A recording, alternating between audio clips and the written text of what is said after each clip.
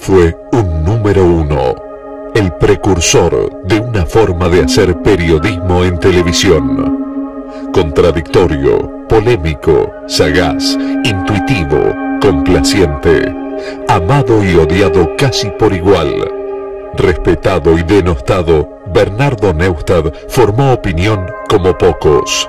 Fue el cuarto poder, queriéndolo ser. Por sus programas desfilaron ministros, economistas, políticos, empresarios y los personajes más influyentes de la Argentina. Pero también fue atacado y censurado. En su exitosa carrera profesional no se privó de nada. Le escribió el discurso a un presidente de la nación y otro condujo Tiempo Nuevo cuando él estuvo internado. Acusado por algunos de cambiar demasiado fácilmente de opinión, muchas de sus frases quedarán grabadas para siempre en la memoria de toda una generación. Ya a esta altura de mi vida, ya estoy pidiendo que las cosas se hagan, aunque sea a costa de algunas éticas, pocas. Así como pido que si alguien tiene que meter la mano en la lata, la ponga despacito y chiquitito, que no se vea. Me felicitan por el traje. Dice una persona, dice, en el traje de Bernardo, el saco de Bernardo es de la época de la mafia, justo para atender a un mafioso. Durante años, sus programas marcaron el pulso de la historia de nuestro país. Allí, por ejemplo, se llevó a cabo el debate más importante sobre el plebiscito del Beagle, y fue Tiempo Nuevo, donde el entonces jefe de Estado Mayor Conjunto, general Martín Balsa, pidió perdón por la represión ilegal durante la dictadura militar. En ese programa, te digo, se despedían ministros, venían ministros, echaban a ministros, pasó la vida del país, pasó la historia por Tiempo Nuevo. Sin embargo, el final de su vida lo encontró alejado y enojado con la televisión. Desde hacía tiempo decía que la TV se había convertido en televisión basura y reclamaba un comité de ética para los programas que le hacían notas a delincuentes y asesinos, como olvidándose que por Tiempo Nuevo también pasaron algunos de los personajes más oscuros de nuestro país. No es el momento mejor espiritual mío, porque tuve que ceder algunos valores que están dentro mío con respecto a lo que hay que hacer en la televisión, a quién invitar y a quién no. Mario Firmenich representa a una Argentina a la que combatí, yo diría, implacablemente, como él combatió impiadosamente. Usted admira los de las narices a jóvenes. Justamente por eso me refería, no los arrastré de las narices, los representé. Nuestras decisiones fueron colegiadas. Lo debido ser. Luego he comprendido que es un error. Pero no todo fue periodismo en la vida de Bernardo. Las mujeres también ocuparon un capítulo muy importante en su vida. Tuvo 4 matrimonios. El último con Adriana Díaz Pavicic, con quien se casó hace tan solo menos de un año. Tal vez su única cuenta pendiente haya sido no haber tenido hijos. Quiero que recuerden, no lo que dije, sino lo que hice con mi vida. Fue un compromiso. Y como me voy de la vida en un campo que es la comunicación, rodeado por gente que prefiere mi silencio, me voy diciendo lo que me pasó para que alguna gente que lo escuche o lo vean lo puedan transmitir. Bernardo Neustadt, Amores y odios de un periodista polémico. Fue un trabajador incansable, un apasionado del periodismo. Decía que dormía tan solo 4 horas por día, porque si no, le parecía que perdía el tiempo. Quiso el destino que la muerte lo sorprendiera justo un 7 de junio, el día del periodista, profesión a la que amó y a la que se aferró cuando tenía tan solo 13 años, y su padre lo echó de la casa. Era el año 1938 y Bernardo Neustadt, después de fugarse del colegio Pupilo, donde había estado encerrado durante 8 años, entra a trabajar en el diario El Mundo. Para ese entonces, su madre, a quien prácticamente no conoció, había muerto. Neustadt ya soñaba con escribir grandes editoriales. Sin embargo, tenía que conformarse con cubrir partidas de bochas y encuentros del fútbol de ascenso. Ganaba 50 centavos por día, alquilaba una piecita en un conventillo e iba caminando al trabajo para ahorrarse el boleto del colectivo. Así empezó, hasta que llegó el 17 de octubre de 1945 y el secretario de redacción lo sacó de la sección deportes y lo envió a la calle a cubrir la manifestación que llegaba a Plaza de Mayo. Neustadt debutaba como periodista político. El secretario de redacción me dijo: pibe, vas a ir y vas a ver cómo llevan a la gente arreada, le pagan un peso, la montan en camión y la llevan a Plaza de Mayo. Estuve en las barracas, estuve en los frigoríficos, estuve en todos los lugares de trabajo. A las 5 de la tarde sonó la sirena, en aquel tiempo la sirena marcaba el fin de la tarea, tomaron los tranvías 17, 22, 2, yo también. Cuando llegué al diario, me dijeron: a ver, ¿qué hiciste? Yo hice 10 linitas, pero no está acá ni los camiones, ni el peso, ni la gente arriada. Es que no hubo. Sí hubo, no hubo. Entonces me dice: aunque no hubo, escribirlo igual. Y yo, acordándome de que esa era una casa del pensamiento, que el diario tenía que llegar con la verdad, dije no, me dieron 15 días de suspensión. De la redacción del diario El Mundo saltaría a la de Clarín y a la de la revista Todo, pero sería en la televisión donde encontraría el espacio justo para desarrollar todo su potencial y ya no la abandonaría. En 1961 fue convocado para conducir el programa Nosotros, junto a Pinky. Neustadt comenzaba a tutearse con el poder. Una noche de marzo de 1962, 2 militares fueron a buscarlo hasta su casa para que le escribiera un discurso al entonces presidente José María Guido. 4 años después, en 1966, nacía Tiempo Nuevo, la máxima creación de Bernardo Neustadt. Se iniciaba una nueva etapa, una nueva forma de hacer periodismo político en televisión. Nacía el show periodístico. En los años 60, usted iba a golpear a la puerta de un programa que había y le decía a la periodista, le sacaban a patadas. Iba a la radio y decía: quiero hacer un programa periodístico a la mañana. ¿Programa periodístico ese? No, nada, leer los diarios, llamar a los ministros, pero por favor. Después vinieron miles. ¿Quién abrió las puertas? Por eso quiero que algún día reconozcan eso. Cuando reconozcan eso, haremos las paces. ¿Cómo la conoció? Nunca me contó. Eso me lo hicieron contar en la campaña, pero la conocí en Siria. Ahí la conocí en Damasco, la capital más antigua del mundo. La conoció en Damasco y se la comió ahí. Y sí, después. No, ahí después. Está bien, está bien. Y además él fue un innovador en el sentido de incorporar las nuevas tecnologías, saber que un programa político tenía que tener un sentido del espectáculo, además, en el mejor sentido de la palabra, que tenía que tener una gran escenografía, que era un show. Durante más de 30 años, Tiempo Nuevo se convirtió en paso obligado para políticos, economistas, empresarios y los personajes más influyentes de la Argentina. Presidentes, ministros y militares tenían contacto directo con Neustadt. Fue así como meses antes del golpe de Estado de 1976, fue el propio Jorge Rafael Videla quien le anticipó que la Junta Militar planeaba derrocar a Isabelita. Fue así como 12 horas antes del desembarco de las tropas argentinas en Malvinas, el entonces canciller Nicanor Costa Méndez lo llamó para preguntarle su opinión. Pero a pesar de su estrecha relación con el poder, paradójicamente también debió sufrir la censura en más de una oportunidad. Tiempo Nuevo fue levantado por los gobiernos de Onganía, Lanusse, Cámpora y Alfonsín, entre otros. Isabel Martínez de Perón llegó hasta firmar un decreto para sacarlo del aire. En el mismo se lo acusaba a Neustadt de subversivo. por ese entonces, su figura ya empezaba a generar amores y odios. Se había transformado en un personaje controvertido, discutido y polémico. Muchos comenzaron a acusarlo de camaleónico y de representar lo peor del periodismo. Mira, qué curiosa la Argentina, ¿no? Un país que nunca tuvo esa vocación imperial.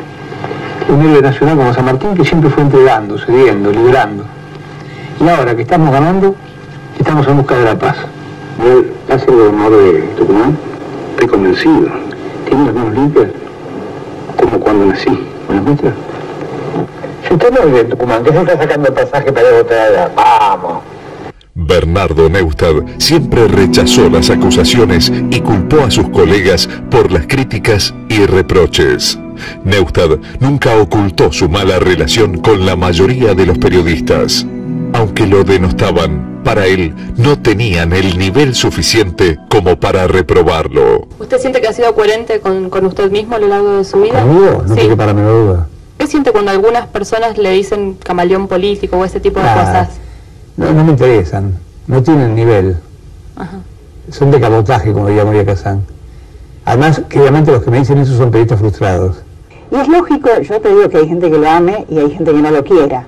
Lo que sí puedo decirte que a veces en mis charlas con periodistas que me han criticado públicamente me decían, sí, la verdad, yo no lo defiendo, pero la verdad que fue el mejor, ¿no? Entonces ese doble discurso que también forma parte de todos nosotros, también forma parte de la vida argentina. La verdad lo atravesó 60 años de vida argentina y es lógico que haya gente que lo quiera y gente que no lo quiera.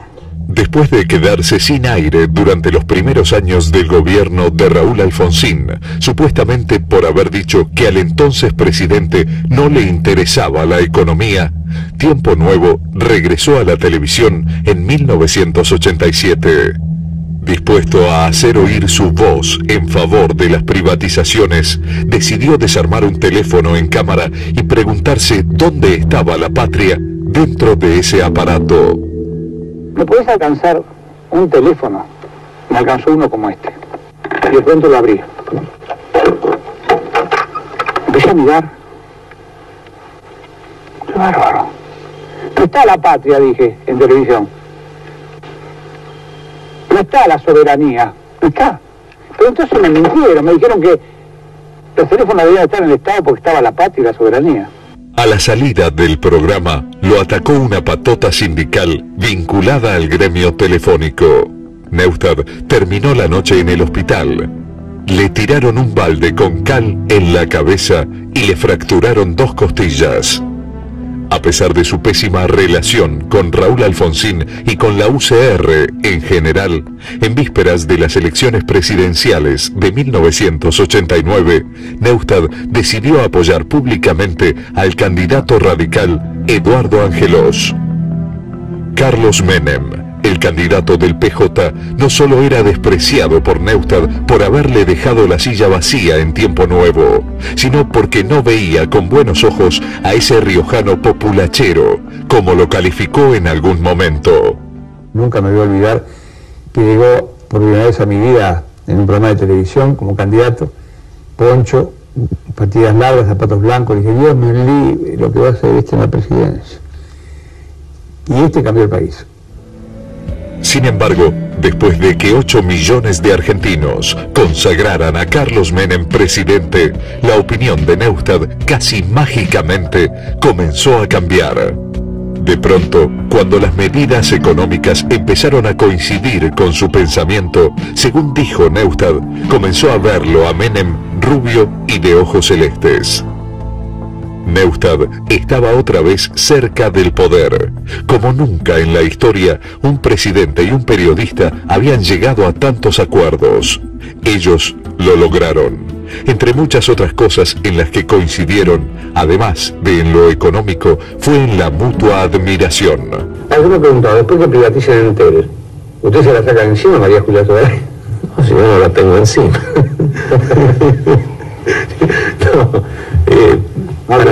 Para. Ya sé, Bernardo, pero también lo mío es una frase. Que vamos a hacer todo tan ceremonioso aquí. Muchos, entonces, lo empezaron a acusar nuevamente de tener doble discurso y de ser complaciente con Menem.